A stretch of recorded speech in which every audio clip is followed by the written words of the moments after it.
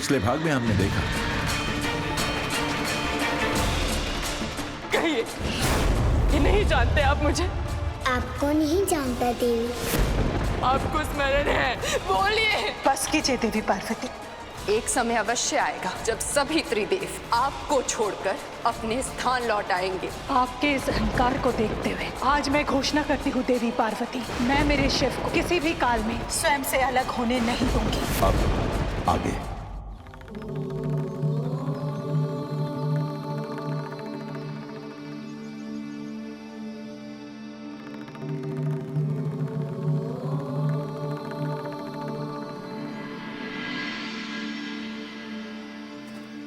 माँ, मैं आपकी ही प्रतीक्षा कर रहा था।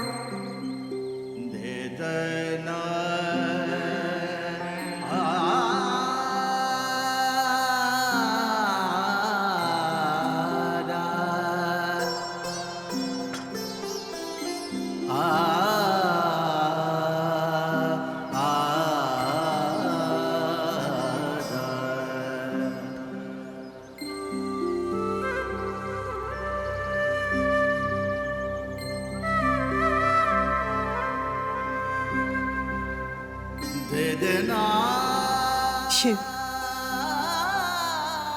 तूने आज मेरी आज्ञा मानकर मुझ पर बहुत बड़ा उपकार किया। एक माँ अपने पुत्र को उपकार के सरशैया नहीं, आशीर्वाद का कवच देती है माता। एक माँ अपने पुत्र को आभार की शरशैया नहीं, आशीर्वाद का कवच देती है माता।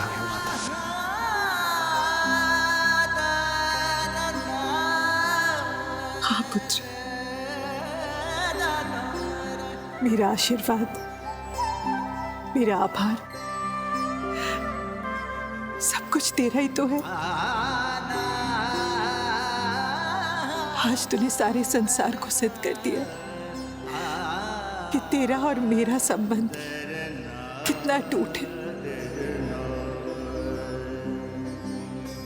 अब सदैव त्रिदेव को अपने आंचल से बांधकर नहीं रख सकते, और मेरे शिव को तो कदापि नहीं। मैं कैसे समझाऊं पुत्र, आज एक माँ से उसके पुत्र को विलग करने का प्रयास किया जा रहा है। आप विचलित क्यों हैं माँ?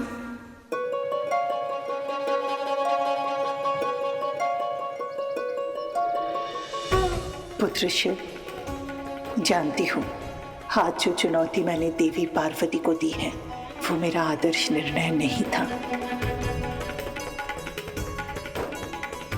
परंतु एक माँ से उसके पुत्र को छीनने का अधिकार किसी को नहीं है, किसी को भी नहीं, उस परम आदि शक्ति को भी नहीं।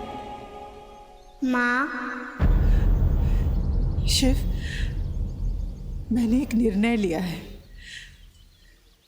कोई भी तुझे मुझसे छीन नहीं सकता है। मैं तुझे कहीं जाने नहीं दूंगी। जब तक तू ना चाहे कोई मुझे तुझसे छीन कर लेकर नहीं जा सकता है। आपके निर्णय का मान रखना मेरा दायित्व है माँ। मैं वचन देता हूँ, मैं आपके आज्ञा के बिना कहीं नहीं जाऊंगा माँ। शिव, आज जो कुछ भी हुआ उसके बाद तेरे मन में कोई शंका, कोई प्रश्न तो नहीं है ना? मैंने तो बस इतना अनुभव किया माँ कि वो देवी एक गहरी पीड़ा में है। किसी की खो जाने की पीड़ा ने उन्हें बहुत कठोर बना दिया है। उन्हें मन की शांति और प्रेम की आवश्यकता है माँ।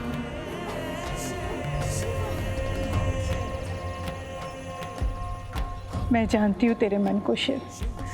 दूसरों के दुख को समझने के साथ साथ अपनों से प्रेम करना सर्वोपरि होता है।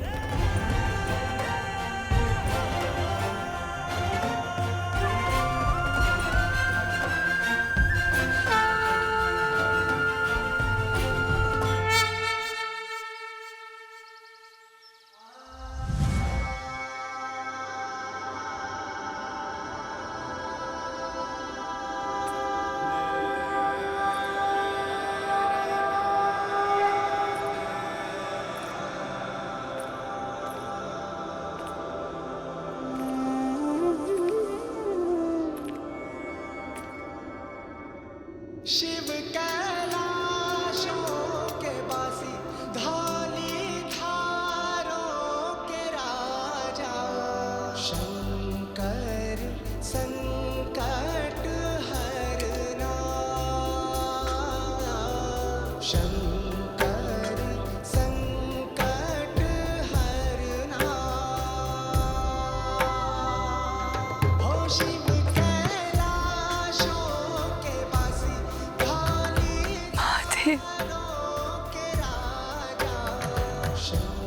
मेरे महादेव, संकट हरना।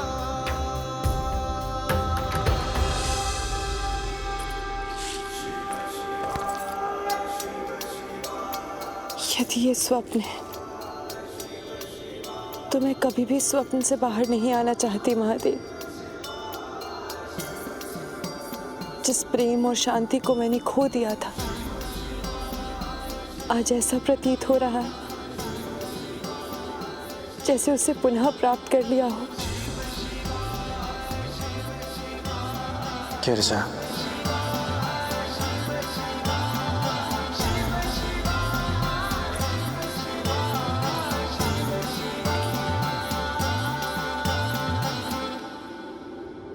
आज तो मुझे खोकर भी प्रसन्न हो पार्वती। हाँ महादेव, आपके रहस्यों की सीमाओं का ज्ञान किसे हो सकता है?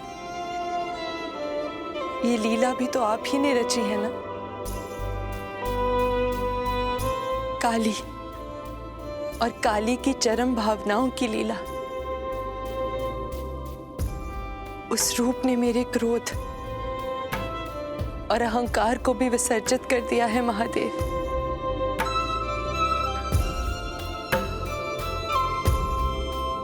मैं जानती हूं आपको बाल रूप से पुनः पाना इतना सरल नहीं है, परंतु वो मुश्किल भी नहीं है महादेव।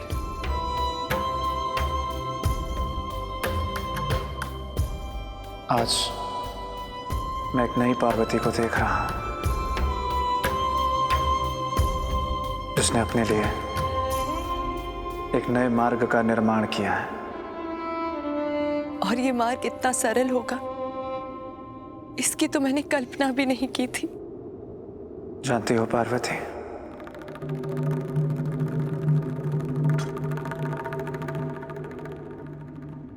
शक्ति के बिना तुम्हारा ये शिव शव के समान है। मेरे प्रेम को पाने की और हर रूप में अपनाने की जो तुम्हारी चेष्टाएं हैं, वही मुझे इस संसार से, इस कैलाश से जोड़ती है।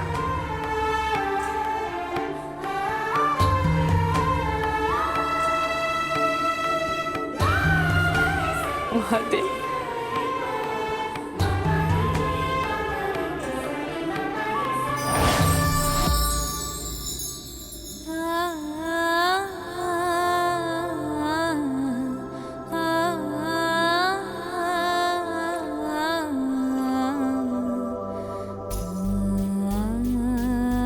मैं आपको मुक्त नहीं होने दूंगी महादेव।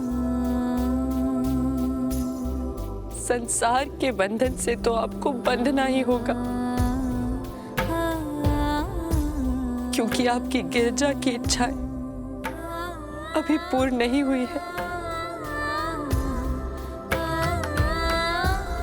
ये विछोह, ये विरह, ये पीड़ा मेरे प्रेम का अंग है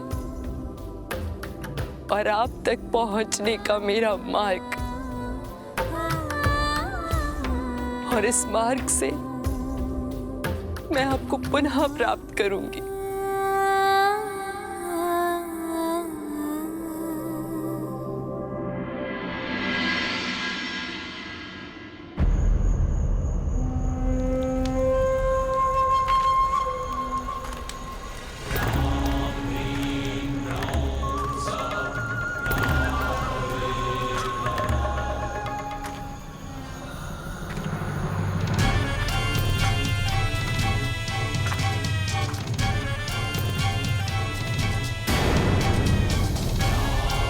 असुरों के गुरु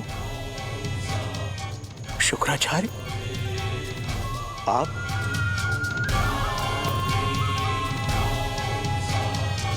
असुरराज अंधक के प्राणों की रक्षा कीजिए।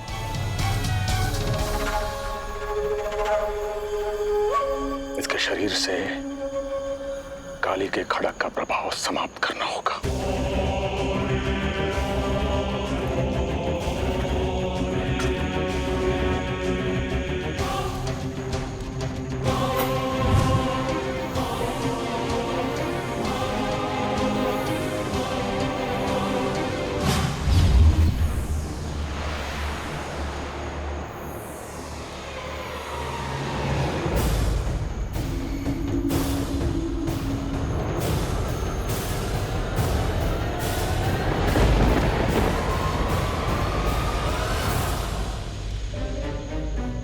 स्वप्न तो आप देख रही हैं सती अनुसुईया कि आप सदैव त्रिदेव को अपने आंचल से बांधकर नहीं रख सकती, और मेरे शिव को तो कदापि नहीं। एक समय अवश्य आएगा जब सभी त्रिदेव आपको छोड़कर अपने स्थान लौट आएंगे, अपनी वामांगियों के पास।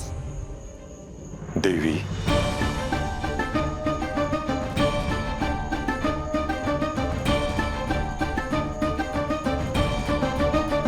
नहीं ऋषिवर, नहीं। आप मुझे समझाने की चेष्टा भी मत कीजिए। मैं कोई असहाय, निर्बल और शक्तिहीन नहीं हूं। यदि वो आदि शक्ति है तो मैं भी महासती अनुसुईया, त्रिदेव की माता हूं। आज देवी पार्वती ने मुझे चुनौती दी है कि बिना मेरी इच्छा के वो मेरे शिव को, मेरे पुत्र को वापस ले जाएंगे, जो कदापि संभव नहीं, कदापि नहीं।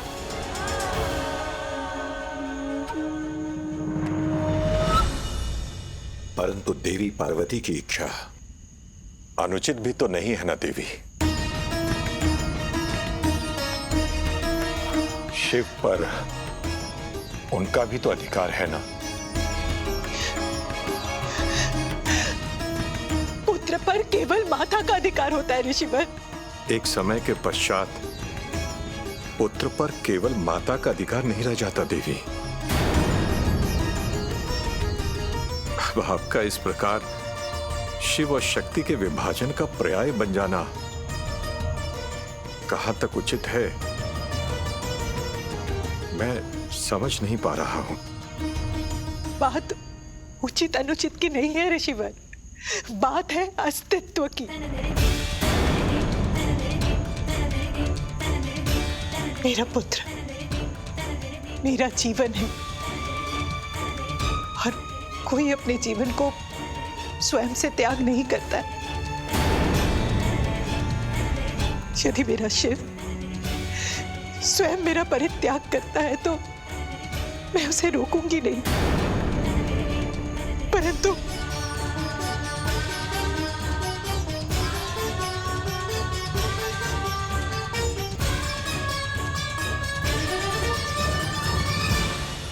बिना मुझे सूचित किए तुमने कैलाश पर आक्रमण किया। क्यों? मेरी समाधि का लाभ उठाया तुमने, और वो भी कैलाश पर आक्रमण। शिवद्रोही हो तुम, अंधक शिवद्रोही। और तुमने शिव के उस वरदान का भी अपमान किया है जिसके कारण आज तक असुर अस्तित्व में हैं और इतने शक्तिशाली भी। माता पार्वती को काली बनने पर विवश करने के तुम्हारे इस अपराध का एकमात्र दंड है निद्रा मृत्यु। जाओ, तुम लाखों वर्ष तक ग्रहों के मध्य त्रिशंकु की तरह भटकते रहोगे। जीवित होते हुए भी मृत अवस्था रहेगी तुम्हारी। तुम इसी योग्य हो, अंधक।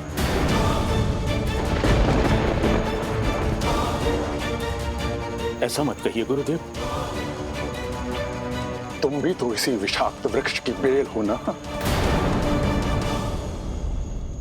क्षमा, क्षमा। महाशक्तिशाली असुर अंधक को जीवित रहने के लिए किसी मृत संजीवनी की आवश्यकता नहीं। मेरा जीवन मेरी मुट्ठी में है।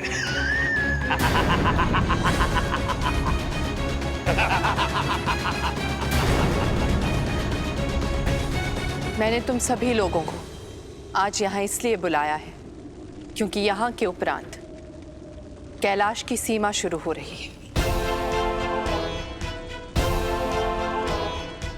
और मैंने ये निर्णय लिया है कि मैं शिव की अर्धांगिनी तब तक कैलाश वापस नहीं लौटूंगी जब तक मैं अपने शिव को उनके बाल रूप से मूल स्वरूप में वापस ना ले जाऊं।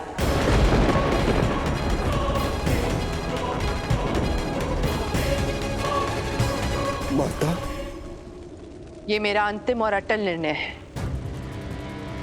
इस बार मैं अपने शिव के बिना कैलाश नहीं लौटूंगी।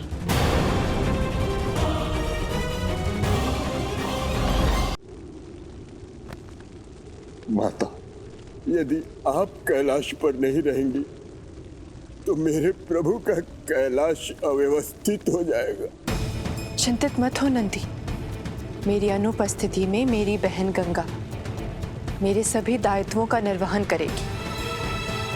ना ही कोई अव्यवस्था होगी, ना ही कोई कष्ट आएगा। जाओ आप सभी लोग, देवी गंगा चिंतित होगी।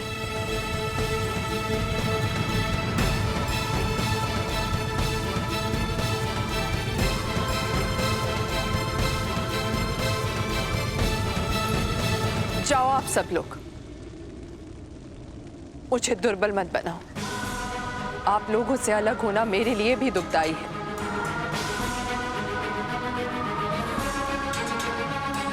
इस विछोह को कड़वी औषधि समझकर हमें कंठ से उतारना ही होगा। जाओ।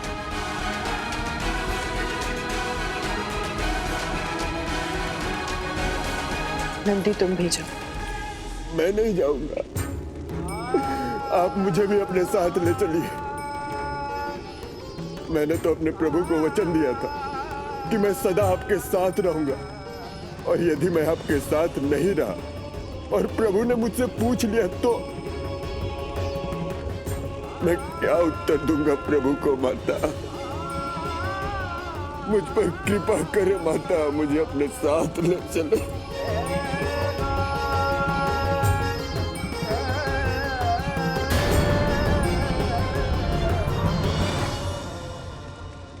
आप तो भली भांति जानते हैं ना कि मुझे कोई नहीं मिटा सकता, और मुझे अस्तित्व में रहने के लिए किसी की सहायता नहीं चाहिए, क्योंकि मैं अविनाशी शिव के अंधकार से जन्मा हुआ जीव हूं। मैं भी अविनाशी हूं, अमर हूं। आप जानते हैं ना ये गुरुदेव। और अपनी इस विफलता से हारने के बाद भी मैं पार्वती को प्राप्त करने का प्रयास कदापि नहीं छोड़ूंगा, कदापि नहीं। मैं पुनः कैलाश पर आक्रमण करूंगा, और तब तक करता रहूंगा जब तक पार्वती को अपना ना बना लूं। जगत माता है वो अंधक, उनके विषय में ऐसा सोचना भी पाप है।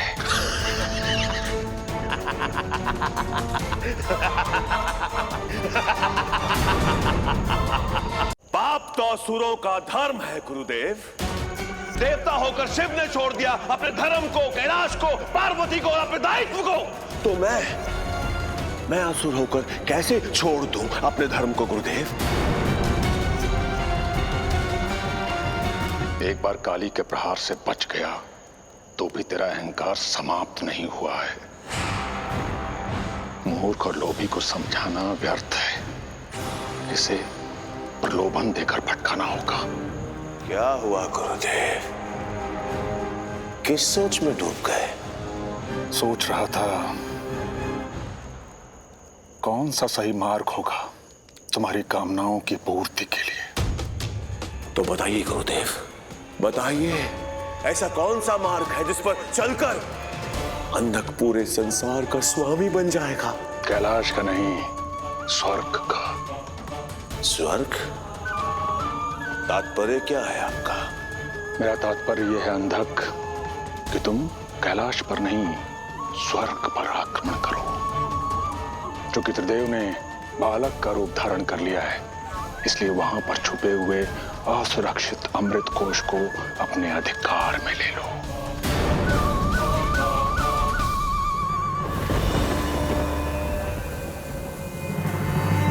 फिर तुम्हें इस संसार का स्वामी बनने से कोई नहीं रोक सकता।